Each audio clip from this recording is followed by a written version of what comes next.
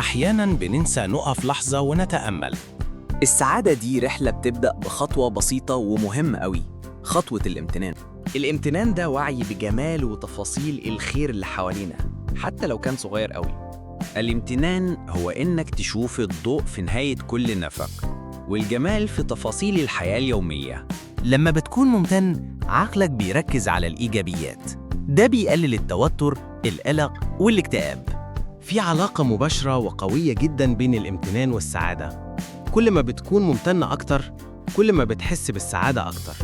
لما بتعبر عن امتنانك للناس اللي في حياتك، ده بيقوي الروابط بينكم. لما بتواجه تحدي، الامتنان بيساعدك تشوف الجانب الإيجابي أو الدرس المستفاد. الشخص الممتن دايماً بتكون طاقته عالية، بيجذب ليه الخير والناس الإيجابية. السعادة مش في الحصول على كل اللي بنتمناه، السعادة في تقدير اللي عندنا بالفعل. السعادة هي اختيار يومي إننا نكون راضيين ومبسوطين باللي ربنا قسمه لنا. الامتنان هو البوابة الرئيسية للسعادة. عمرك ما هتحس بالسعادة الحقيقية لو انت دايما مركز على ناقصك. إزاي تمارس الامتنان؟ دفتر الامتنان اليومي Gratitude Journal.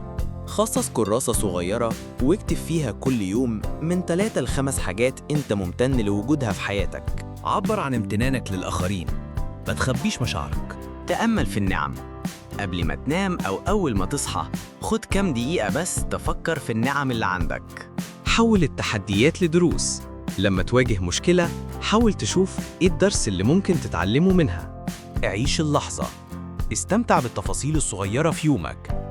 طعم الأكل، جمال الطبيعة، صوت المزيكا اللي بتحبها. الامتنان والسعادة دول عمودين أساسيين لحياة متوازنة ومرضية. لما بتعيش حياة ممتنة، انت بتختار تشوف الجمال في كل مكان.